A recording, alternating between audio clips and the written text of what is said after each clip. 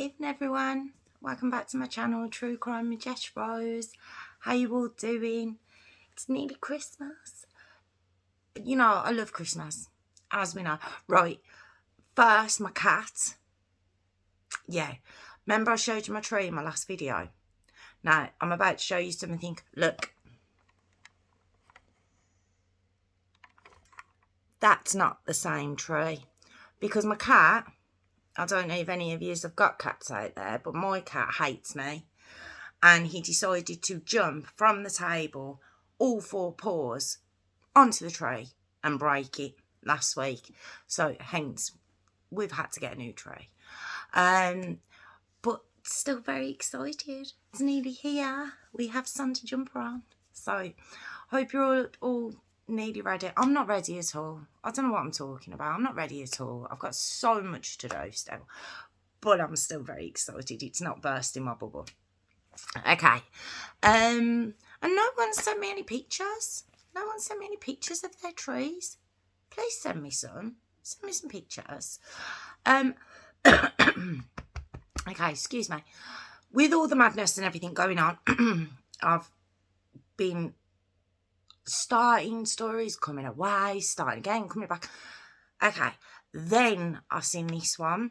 Now, I have done a couple of similar stories to this one, but I was so disgusted.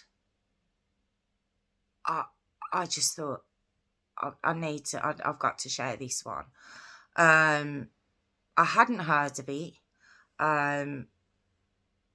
I just happened to catch it, and I just thought, oh my God, again, what is wrong with people? And this is the story of Lee Irving. Now, I do apologise that I hadn't heard of it. I didn't know of the story. It didn't happen long ago. It was from 2015. And it's so similar to the Gemma Hayter story I did, Sean Rossington story that I did. And I don't understand people. I don't understand, you know, children, the elderly. They're vulnerable in our society, and there are also people that may look like adults. They may look like adults, but their social skills are not that of an adult. They are vulnerable adults, and they should be looked after and cared for and guided, and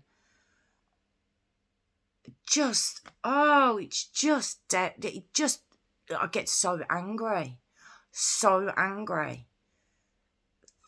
that it's still going on. You know, okay, if you haven't watched the Gemma Hayes story or the Sean Rossington story, I have done them. They are two of my earlier stories. Gemma Hayter I did first, and then I think about 10 stories later I came across the Sean Rossington case. And obviously it's within the UK. There is another case that really got me again. It's a girl by the name of Jennifer, and this is in the US. And I just couldn't find enough about her story. But the bits I heard were just shocking. Like, what is wrong with people? But this is the story of Lee Irving, and I'd seen it on Sky Crime, and the show I seen it on was called The Murder of Lee Irving, Disability Mate Crime. Now, it's actually become such a common thing that it's gone from a hate crime. They actually call it a mate crime, because this is an unusual act. That's what it's being called now. And it's when the vulnerable adults in our society, whether it be learning difficulties, well, they are disabilities, Lee's was actually, he had speech and language disability, but his social skills weren't there. He couldn't read situations, very like Gemma Hayes, and very like Sean Rossington. Just although they're adults, it's in that mind frame of a child, if you imagine. They just want friends. They just want people to be nice. It's not only that they want people to be kind and nice to them, like they are with them. It's that they believe that everyone is. And so within knowing somebody a short amount of time of even a day, all of a sudden, they'll believe that these people are their friends and looking out for them, and they'll look out for them, and it's just heartbreaking. I just never get why. I mean, of course, I do believe there are vulnerable people out there who have amazing friend groups around them who look out for them and, make sure that, they're not getting into any trouble. A friend group I'm talking about. I'm not talking about the families. I'm talking about friend groups. So, of course, I know they're out there. They must be. But to know that there are vulnerable people out there who have the unfortunate luck of meeting just vile human beings out there, it's heartbreaking. But this story got me because it wasn't that Lee just found these people. They sought him out, in effect. Not just Lee, but people like Lee. I'll explain. Okay, Lee Irving, he was born on the 16th of February 1991. He was £7.5. His mum's on the show. Her name is Bev Irving. His aunt's also on the show. Her name's Lisa. He was born in West Denton in Newcastle. It's in the UK. And he just, such a handsome boy. You see the pictures of him right up to date, but even as a young boy, just so cute. Big boy, such a big boy and so handsome. It was said he was really kind, gentle. He had 3 brothers. It wasn't said if they were older or younger. Now, there's a lot of home videos and photos on the program I watched. I did go to other sources as well, but on the program I watched where you could see video footage and stuff, it looked like they were younger than him. And his 3 brothers' names is Joe, Charlie, and Owen. And he just was such a kind, cheerful, happy boy. And, it was seen quite early that Lee had difficulties. Even when he was 4 or 5, his speech wasn't there. So it was said to his mum, he wouldn't do well in mainstream school. So from the get-go, he was in, it's like an SEN type school, a special needs type school where they could, help him more. I've heard that these schools, they don't have the intake of a mainstream school. They have more staff. So there's more one-on-one time with the children and, to help. Just so they can just be part of, I'm so sorry for stuttering. And, I know what I'm trying to say. It's just, I know what happened. And you don't yet, but I do. And it's just, I'm so annoyed doing this story. I'm so angry doing this story. It's just, but the special needs school, they're there to, to help the children with their speech and their learning. It's not just learning difficulties. It can be children with autism, Asperger, just any children with special needs. And there are teachers that are trained in those fields. So that's where Lee went. And you got to see one of his school reports when he was 11, and it showed that he was becoming aware of his disability. He didn't like his disability. He didn't like that he was different. He was aware that he was different, which is, it's quite sad, because I think when kids, teenagers, adults aren't aware of it, they're happy in their bubble. They're not aware that they're any different. But I think to know that you are, I think it's quite sad. But he had such a loving family around him, really close-knit family. You can see his mum idolised Lee, idolised him. And he was just doing really well.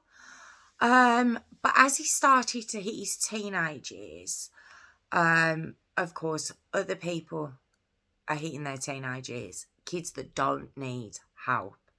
And he was starting to be taken advantage of, Lee was, around where they lived. He was being bullied, and he was easily led. So in the sense of, he didn't want to upset anyone. So, he'd be told, oh, you won't get in trouble for that. Go and kick that, or go and do this. And in such a need for friends and trust in the people he was with, he would get into trouble, but he wouldn't know why. He just thought he was just out with his friends. And that became kind of a thing, really, with Lee. And so his mum put her foot down and she stopped him going out. She was so protective of him. But the problem was, when Lee hit 18, now Lee was under child services up until he hit 18. And, the family got a lot of help. Lee got a lot of help. There was people, involved in his life, to try and steer him on the right track. When Lee turned 18, he was transferred automatically into adult services, which, based on the other 2 stories I've done, we know there's a problem there. And like one of the professionals said, I think on something I read or I seen, there's no real difference. There's no difference in a person from the night before their 18th birthday to the night after their 18th birthday. You don't automatically change. You don't automatically become an adult. And Lee certainly didn't. Lee, his life skills weren't there. He had an IQ. He said he had an IQ of 56, which is quite low. His mental age was obviously not that of an adult. I don't know if it was said what his age was in comparison to in a child's age, but he certainly shouldn't have been treated by the council and the authorities involved as an adult. I don't get that. I don't. But basically, he was kind of not hung out to dry. There was still people involved with him, but even the people involved with him didn't really have any rights over Lee anymore. That includes his mum. So Lee started to want to branch out and do his own thing. He was a big lad.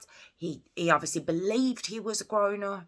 So he started just leaving the house, and she'd have to call the police. She'd have to get people involved to get him home. It turned out that he was hanging about the homeless people in Newcastle, and it was said that because at home he was aware of his disability, because his family would need to help him with certain things. When he was on the street, he wasn't treated differently in his mind. In his mind, he wasn't treated differently. Whereas, in fact, what was happening, there were so many people out there taking advantage of this boy. It seemed so many. It's like the people he was bumping into were just happy to have him going into shops, robbing for them, and then when he come out, they'd take it off him. You know, very like Gemma Hater again. You know, take it off them, and then like scooch them away. Wouldn't even, you know, all right, you've got them to steal for you. You've got what you wanted from them. Couldn't you have just been nice? But then again, to get someone to do that, you're not going to be a nice person. I suppose that's a really stupid suggestion, but I struggle with the mentality of this, and these were the kind of people that Lee was getting involved with. So he was getting arrested. He was given a what's the thing on your ankle?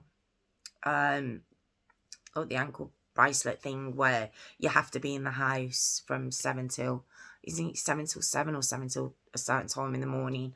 And Lee couldn't tell the time. So even when he was in this trouble, he didn't understand the severity of it. What I don't understand is why he was put on an ankle bracelet. If it's quite obviously the lad doesn't know how to tell the time. And if you've got a grown adult man who still doesn't know how to tell the time, wouldn't that say to you, hold on a minute, maybe putting him on a curfew's not the best way to go?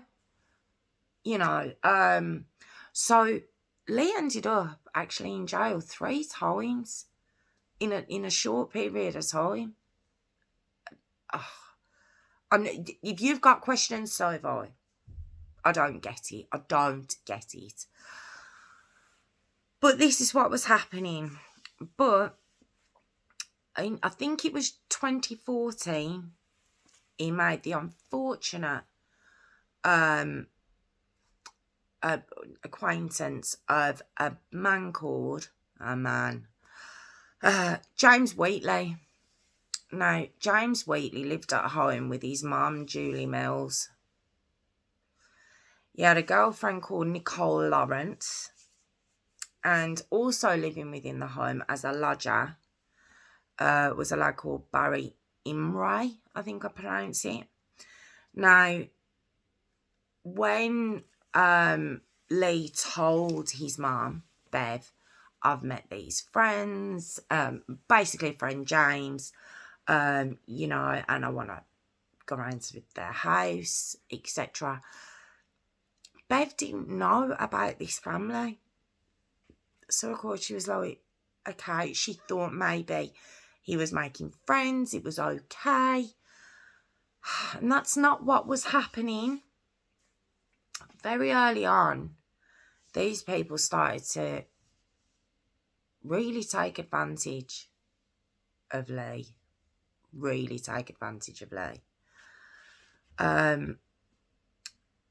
To the point where on June the 6th, 2015, the police were called to, it's not a park as such, it was like a field area within Newcastle, not far from where Lee lived. Because a body of a young man had been found, and at this point Lee was 24. And when the police got there, there was another young man by the name of Barry Imray, who had called the police and who was there when they got there. And what they noticed straight away about this dead man on the floor, kind of off the path, just to the side, he was dressed in a tracksuit, but that was it. No shoes, no socks, but there was no dirt on his feet. So it was obvious very quickly that the person who was deceased had not died there. Literally a couple of yards away. Feet away, a couple of feet away, was a pushchair, like a buggy, just there. The police were like, what's going on? So they start talking to Barry. Quickly realised Barry is himself vulnerable. They could tell quite quickly, whilst talking to him. What he was saying wasn't making a lot of sense, how he came about this young man, so that they arrested him straight away. They arrested this Barry. At the same time, the gentleman who was found was taken away, and because there was no tattoos on him, there was no ID, there was no wallet, there was nothing, just a tracksuit. They had to identify him by his fingerprints. At the same time, Bev was at home, and she'd woke up that morning. She was having a look on Facebook, like most of us do, and she'd seen in her local area a young man had been found dead in a park area. She didn't think anything of it until she seen two police walking down her path. Now, Bev hadn't actually seen Lee since the 1st of April 2015, so she hadn't seen him for 2 months. She hadn't spoke to him. And she said she just knew. She just knew as she seen them walking down the path, obviously what she'd seen on Facebook. When they'd identified Lee through his fingerprints, obviously they'd gone to notify Bev, but they needed her to come in and identify, is this definitely Lee? And unfortunately it was. Okay, now the post-mortem on Lee took 7 hours. He had an injury to the bridge of his nose. He had a broken nose. He had black eyes. He had cuts all over his legs. He had a broken jaw. He had over 24 fractured ribs. And the pathology said that he likened it to a road traffic accident of someone who wasn't wearing a seatbelt.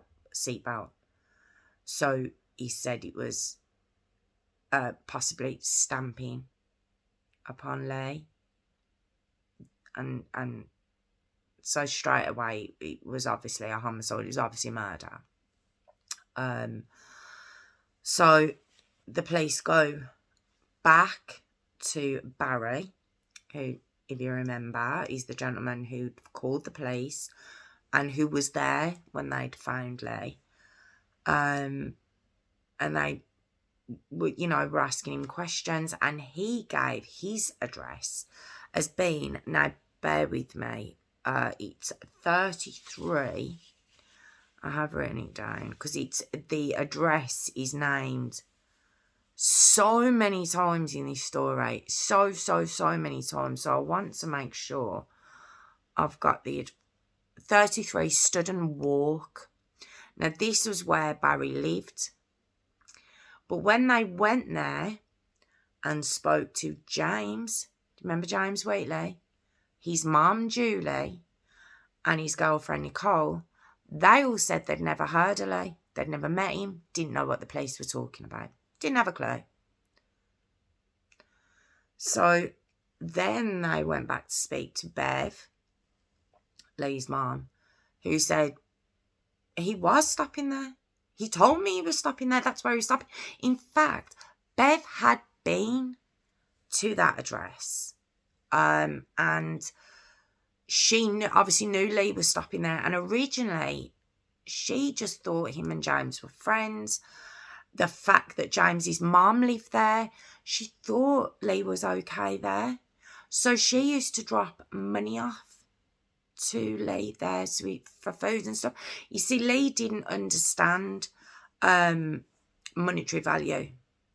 So she would look after his finances. His mum would, Bev. So she'd give him an allowance. So she'd drop him money off up there. So she said, of course they know who he is. More to the point, eventually, the longer Lee was staying there, not only Bev, but Lee's Aunt Lisa started to notice there was like marks on Lee. And they started to realise that these people weren't all they were building themselves up to be and what they thought they were. And the people started to go up to Bev and say, get Lee out of that house. Get him out of that house. They're no good. These people are no good. He's going to end up hurt. So, Bev, your heart just breaks for her. Once she realised this was happening, she started to get in touch with adult services, the police. She'd send people round there to do welfare checks on Lee. But because he was a growing adult, don't forget, Lee's 24 at this point.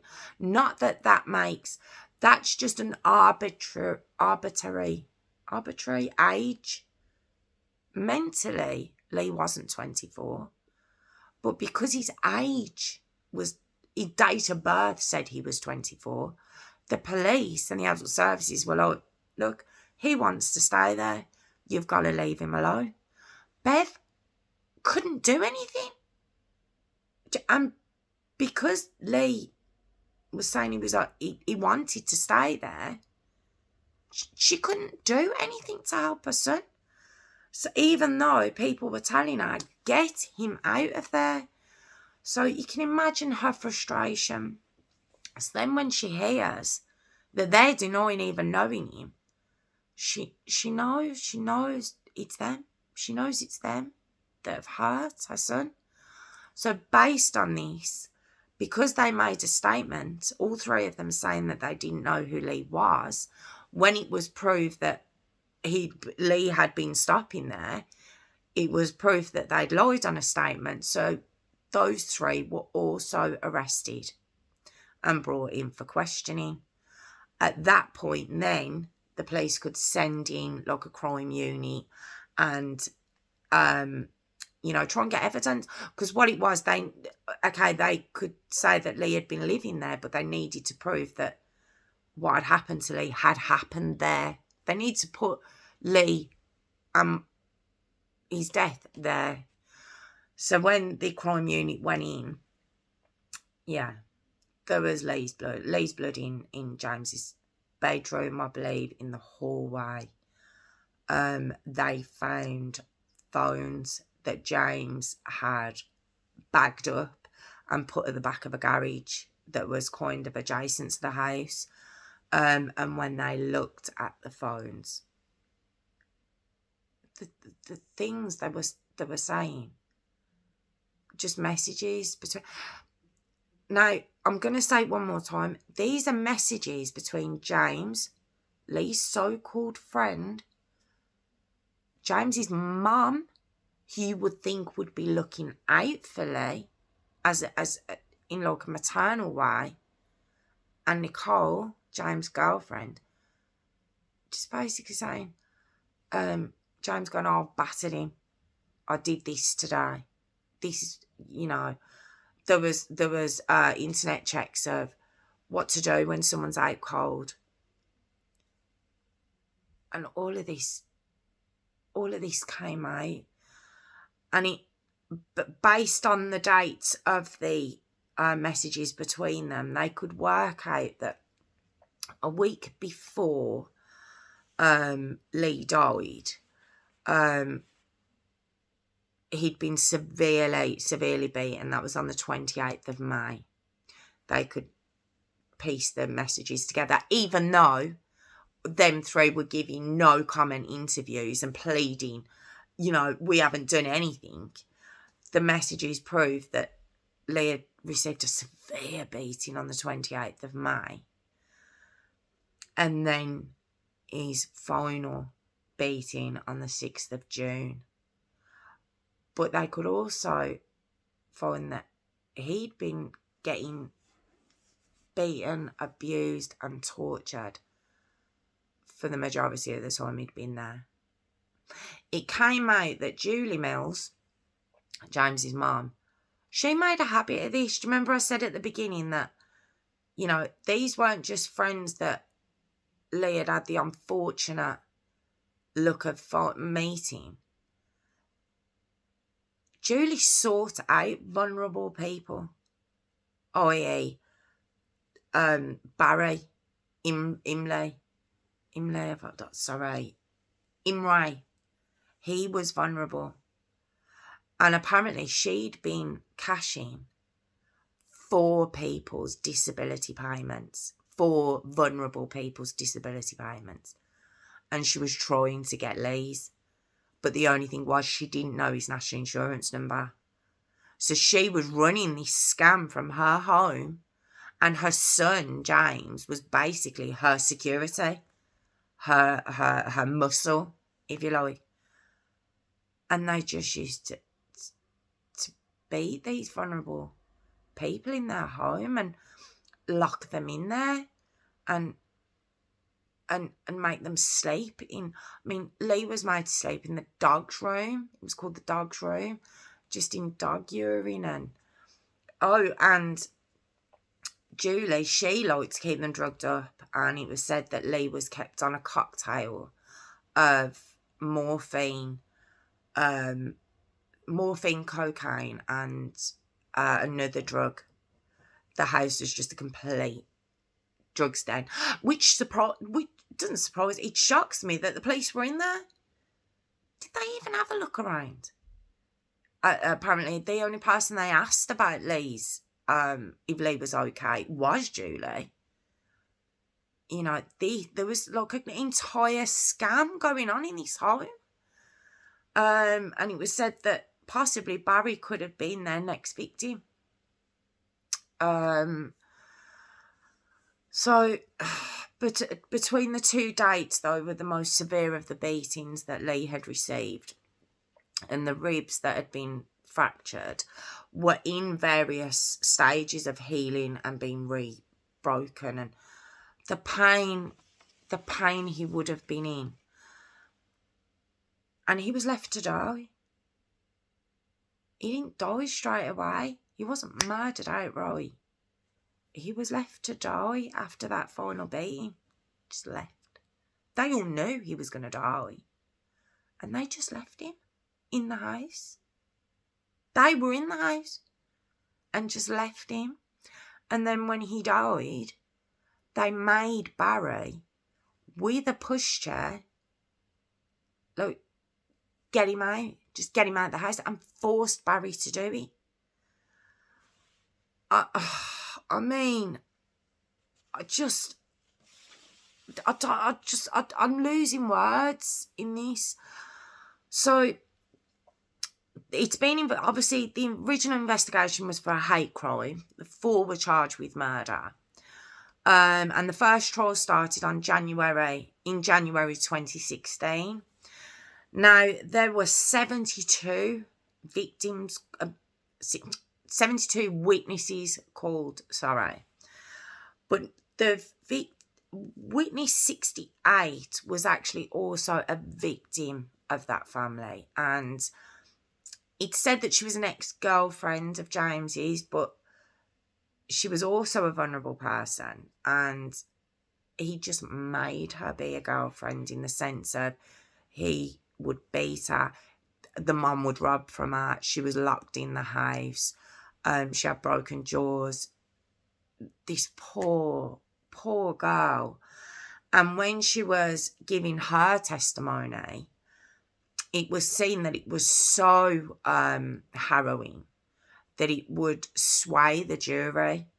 So no matter what they thought, no matter who they thought had killed Lee, they would have convicted based on her testimony, because it was so upsetting.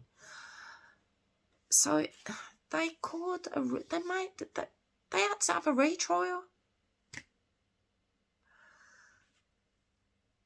I mean, the family had to sit and listen to what they were doing to him, what they were doing to a son, to a nephew, to the brother. They had to sit through the whole trial. And then it was just said, no, actually, we didn't like what she was saying. That wasn't giving them a fair trial. Well, James, it wasn't giving him a fair trial. So let's start again.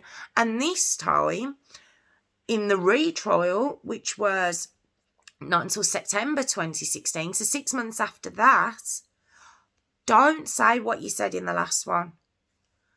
So when witness 68 was called again, she couldn't say what she'd said in the last trial. The prosecution couldn't ask her those questions. I mean, I know there'd be no law and order if there wasn't due process. I get that. And everyone deserves a fair trial.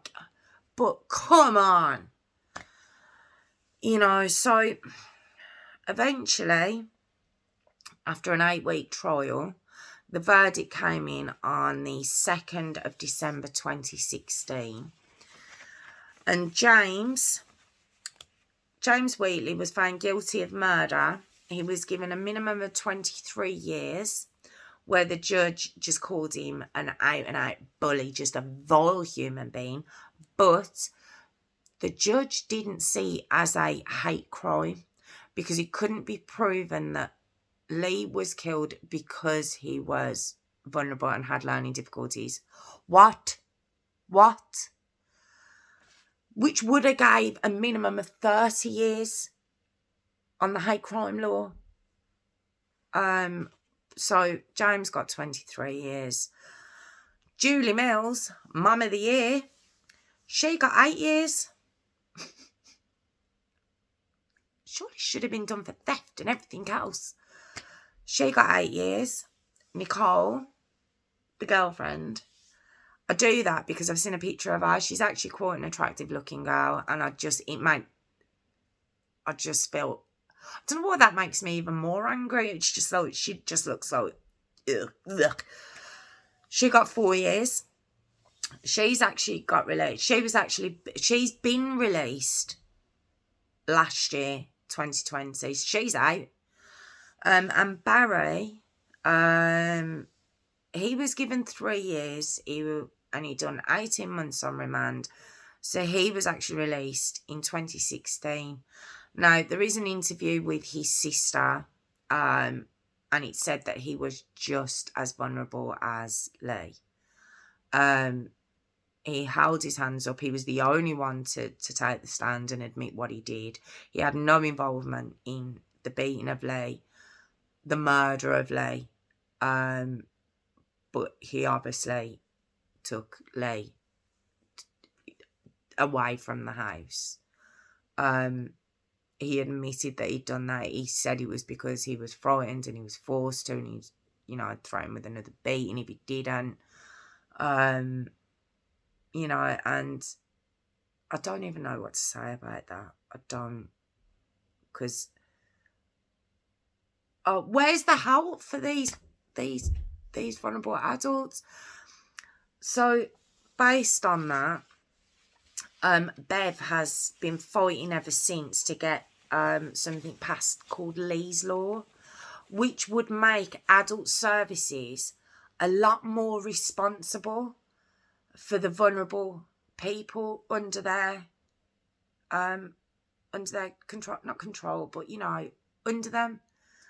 So it's not just when you turn 18, you're transitioned completely from child to adult and everything that comes with that.